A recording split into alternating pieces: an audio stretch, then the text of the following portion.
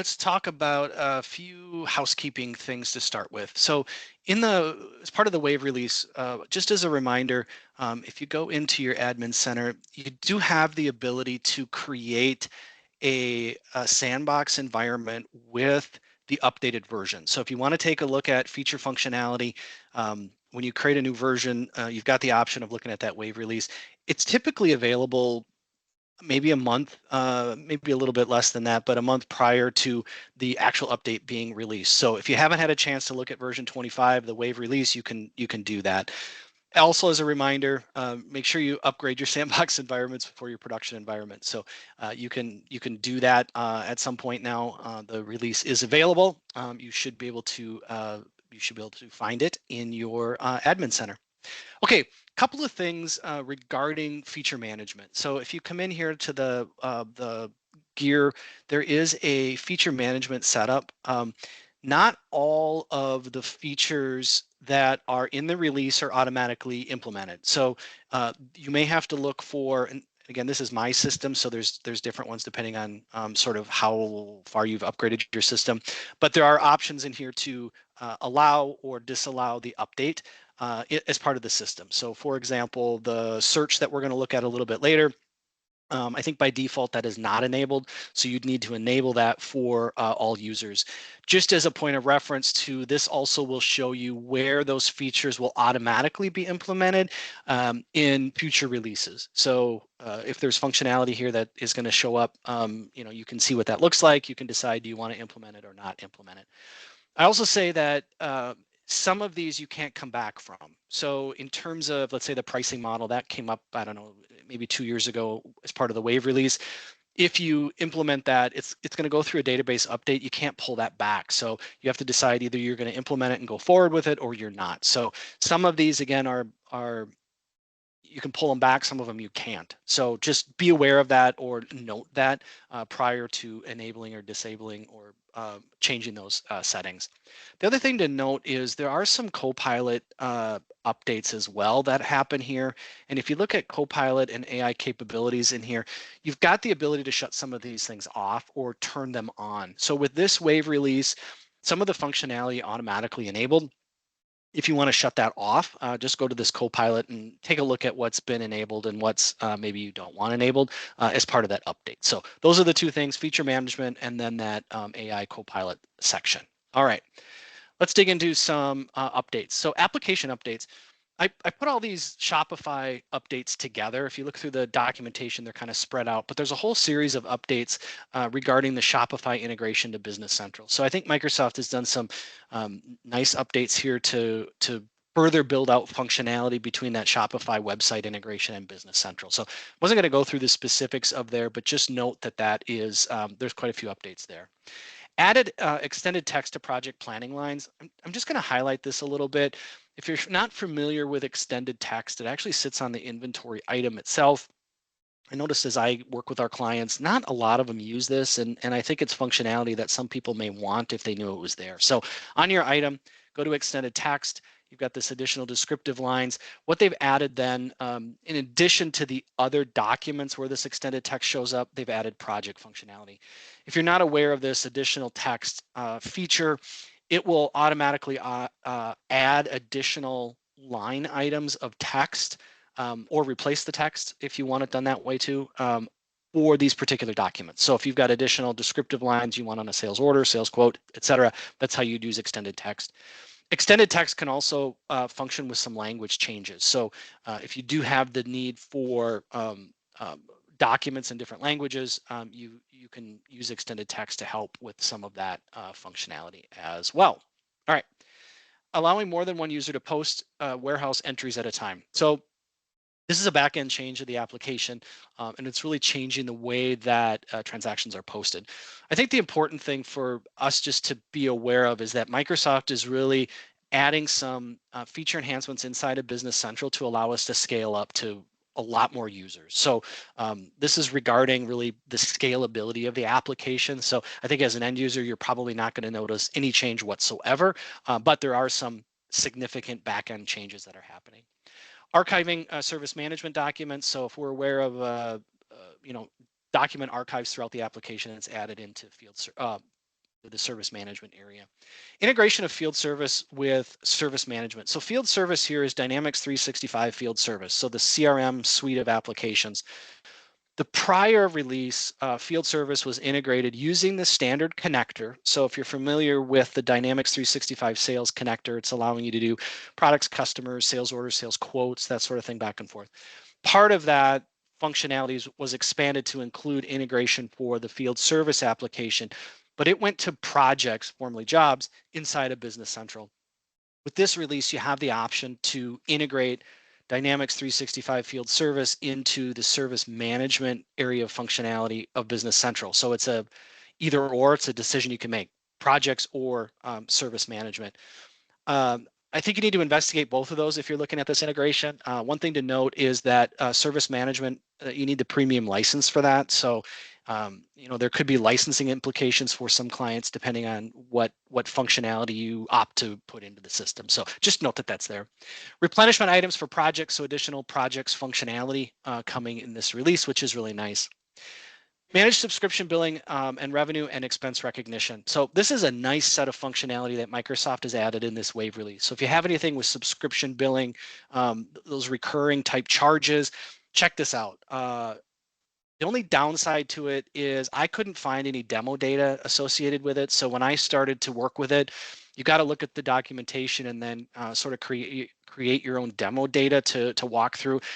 Not a huge amount of work, but just note that there doesn't appear to be any out of the box functionality or demo data at this point regarding this functionality. But nice set of functionality if you have any of the subscription billing. Check this out in a sandbox environment, especially if you need to build out data to look at it. Make sure you do it in the sandbox before you implement it in your live system. All right, see an improved usability with service and projects. So what this is a series of new menus, shortcuts, fact boxes that Microsoft has added within the service set of functionality as well as the project set of functionality. So what you'll notice is more shortcuts, menus, etc. What they wanted to do, or the attempt here, is to provide additional usability for users. So it's not functionality changes. It's more UI cosmetic changes that should allow users access and better access to data information in those areas. All right, use default quantity of 1 for accounts on documents. So this is the account type GL, or this is the line type GL account. And if you go to sales and receivable setup and then purchase and payable setup, there's an additional checkbox there to set this default quantity to 1. I know a lot of clients I work with, this is a customization that was done. So you may say, well, your system already does that. That was probably a customization. So this just works without a customization now. Use directed put away and pick warehouse documents with projects. More functionality with inventory, functionality with projects. So nice added features if you are using projects more as a job shop type of scenario, or picking put away off of a project. Nice functionality added here. Use Excel reports for consolidations and fixed assets. So if you're familiar with Excel reports, traditional reports in RDL format. Excel reports allow you to use Excel essentially as your reporting tool engine. So you can send detail to Excel, but you can also set up an Excel report. So if you've got formatting, pivot tables, charts, that sort of thing that you want to set up in your Excel report, you can save that as a reporting format. I did a webinar on that maybe 2 years ago, so check it out if you want to look at the specific functionality. But what this feature is related to using Excel reports in more areas of the application. So fixed assets and consolidations is the big one. New reports and demo data for financial reporting. So this is actually a really nice enhancement. If you've been using the product for a long time, maybe not as relevant, but if you go to financial reporting, Microsoft has added some new report formats, and it's the income statement and balance sheet detail and summary.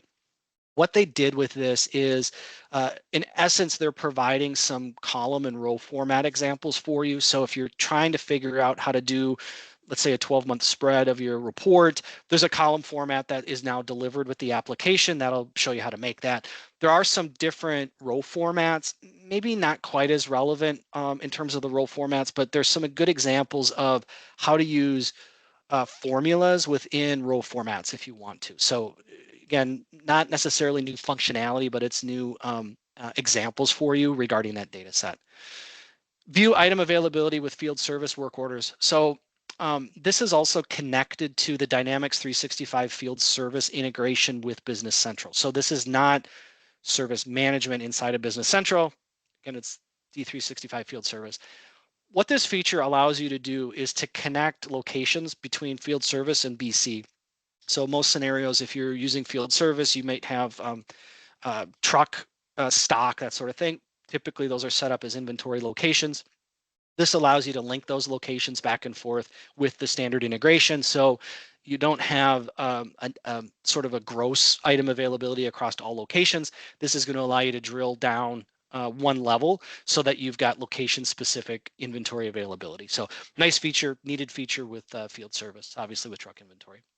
All right, automating tests with Copilot extensions. So this really is about more of a development exercise, and I left out all of the sort of the development enhancements regarding this wave release. Typically, our audience for these webinars is not development, not technical. So I just say check out the documentation online for that. But this is related to some more Copilot features that allow you to work with those custom extensions. So nice features here. Chat with Copilot and learn about used installed add-ons. Okay, so what this is really about is the Copilot feature. If you are on your Role Center, you know that there's a Copilot button up here now. This is added functionality to look at installed extensions as well. So previous release, this Copilot essentially looked at the standard Business Central objects. And now this is going to look at multiple extensions. So nice enhancements for Copilot coming here. If you've got extensions, most clients do. Complete bank rec with Copilot. So the reason this is on here is there was an update that Microsoft did to it, did to the Copilot bank rec component, which you may have been aware of in the last release. It's enhanced in this release, and it's just generally available. Product information, sales lines, same thing. Functionality that was in preview in previous versions is now generally available.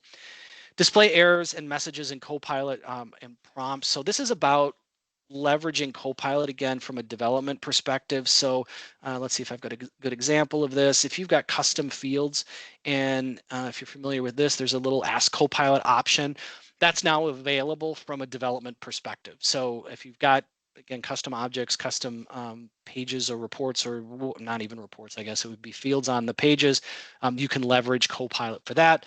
There's also some enhancements around the messages that come back from the system. So if there is an error that's presented to the user, a lot of these dialogues, the error message dialogues now have a Copilot option. Really the reason there is to enhance the ability to for the user to understand what the error message is about and how to resolve the problem, particularly around setup issues. If you're getting those types of messages, I find those Copilot prompts are really useful, very intuitive to help the user not only know what the problem is, but how do I fix it? So sometimes with inventory, for example, the posting groups, that could be a little complex in terms of the setup. If you've got a newer user and they start running into errors, it's not the easiest thing sometimes to figure out how to fix those. Microsoft has made this a lot easier to understand what needs to be done and fix it. All right, enhancements to the Analyze Assist. If you're familiar with this option, so we do have the analyze mode. If I come in here, let's just drill into my inventory. So I have analysis views or analysis mode that I can enter into. Pivot tables, think about pivot tables inside of Business Central. That's essentially what it is. There's enhancements now around Copilot with analyzing the list. So I can type in a description of the type of analysis view that I want. Copilot then will proactively go out and build it for me. So helping with system setup and system configuration, that's really what that Copilot feature is about. Enhancements to chat, I talked a little bit about that regarding the help, that sort of thing. That's just some enhancements there. Start creating Power Automate flows with Copilot. So at Microsoft, Power Automate has had Copilot as part of it. What this is the ability for Copilot to understand the Business Central specific connectors for Power Automate. I would also say that there are some new templates available within Power Automate for Business Central. So if you haven't looked at that with the new release, check it out. There's some enhanced workflow approvals. There's some alerting in there. So if you want, let's say, a Teams alert when a particular condition happens, you can set those up using Power Automate templates. They'll just guide you in the setup of it. Again, Copilot can be used with those. Suggesting number series with Copilot. So this is an interesting enhancement, I would say. If you think about, once the system is set up, you're probably not doing number series anymore. So existing clients may ask, well, maybe I don't care about this. What you're seeing in this feature is the ability to use and leverage Copilot to actually configure the system for you. So this is really some enhanced features in the system. So this is an example of how this can be done. I always just remind everyone that you have the ability to leverage Copilot with extensions. So you can create your own experience in Business Central using Copilot in an area that you might want to. So thinking about system setup, here's some examples that you could look at regarding how the number series works. You could leverage that in your own extension. So nice to think about what could be done in the system. This is just an example of what those things are. All right, governance and administration. So these are more back-end system setup things. Get notification about issues with the job queue. So if you are using the job queue, you're aware that if there's a problem with the job queue, sometimes it's hard to know or remember to check it, etc. This is allowing you to set up some notifications around that job queue if there's problems with it. So nice feature. You can take a look at that. Environmental updates. This is a big deal if you've got a validated system in particular, or if there's a reason that you want to delay, I'm not going to say defer, delay your upgrade. Microsoft is extending your update period then for major updates, and then also making optional minor updates to your system. So I encourage you to check out the specifics of this, especially if you do want to delay. How that works and really what the timing is of those delays. So added delays is the big deal. I know some of our clients really, this was a big request from them. They wanted more time in which to test, to review the updates, etc. So Microsoft is allowing you to do that. Support for IPv version 6. This is really about enhanced security and scalability of the system. Again, from an end user perspective, you're not going to notice anything, but the application itself then is supporting for this. View app compatibility with future versions in the admin center. Again, feature functionality related to the admin center from a system setup perspective, looking at the extension updates as it relates to system updates. So that's what that's related to. End users, you're not going to notice anything, but it will help in terms of governance. Additional updates, auto apply templates when you synchronize data with the Dataverse. So this is related to the standard connector between Business Central and Dynamics 365 Sales, I'm going to say, but the CRM suite of applications. When you synchronize customers, vendors in particular, you've got the ability now to do that synchronization and apply a template. So primary use for this would be applying setup information, let's say posting groups on a new customer that's been created from CE, for example. So that's what that's related to. So check out those new updates. Legislation updates. I don't see a lot of our clients in the US that need this, but this is a big deal in the EU in particular. So sustainability, carbon credits, greenhouse gas emissions, and some reports and tracking regarding sustainability of Business Central specifically. So if you have requirements in this area, there is some, I think, nice demo data that Microsoft provides for the sustainability tracking. So again, I'm going to defer you to the online documentation around that. But if you are getting questions from a corporate perspective about these sorts of regulatory or sustainability questions, Microsoft is being very proactive about adding that functionality to Business Central. So check that out. Reporting and data analytics. So analysis views around fixed assets, projects, and service. So that's analysis views we looked at just a few minutes ago. Those that feature set is available across those suites of functionality. Advanced settings in the Power BI connector. So if you are using the native BC connector to Power BI, there's some enhancements around how you connect and what you can do. So nice features there. Again, if you're using that functionality, check that out. Use built-in named formulas in Excel layouts. So I talked about Excel reports before. This is some additional functionality around the configuration of those Excel layouts. I really think Excel layouts have reached the point of real usability at this point in Business Central. So again, I direct you to that webinar I did maybe a year and a half, 2 years ago that introduced the functionality. Take a look at it. I think there's some nice features around Excel reports that people have maybe been looking for that's available, and it's pretty solid functionality now at this point. Use embedded Power BI reports out of the box. This is about how Power BI reports are installed. So if you're an existing client, probably not super relevant to you, but um, you should, or you might see more additional Power BI reports sort of as standard options. That's what that's related to. All right, user experience. So change the way that the data search method works. I think this is one of the nicest features that's been added to the system. So if I'm on my list view here, if I click on that search, and again, this is any search, I've got the modern search or the legacy search. So the legacy search is the old way that the search system worked in in Business Central. This is one of those features that you can turn off or on in the feature management section. But if your admin hasn't turned it on, you can actually look at it by just switching over to the modern search here in the system. So if I look at legacy search, for example, and I say black chair, so I didn't find anything because black chair doesn't exist as a static set of text. If I switch over to my modern search and I say black chair, what you'll notice is it now finds these two essentially as independent text strings. So I think this is an amazing update from a feature perspective.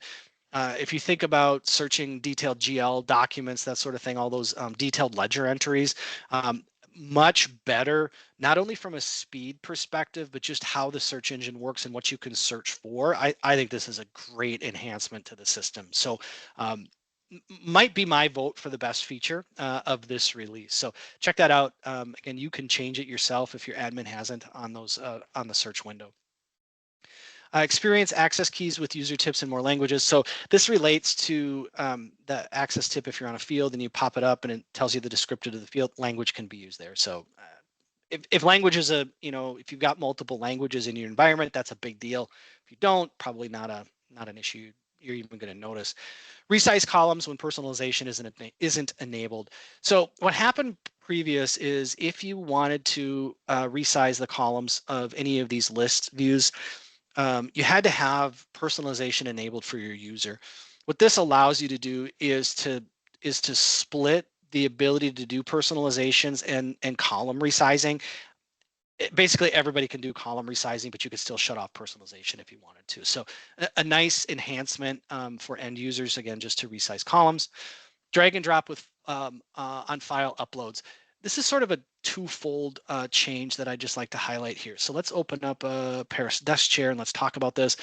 So two things that you're going to notice here. One is there's a new fact box. This document section is actually a new fact box. What this is going to do is it's going to display your attached documents in a list view here. So in previous versions, you had this document list and you had a number, so it was an additional click to drill in to see the documents. This is eliminating one of those clicks and just presenting your list of documents out on the forefront of the card in this case. I think that's a great enhancement. Again, one less click in the system.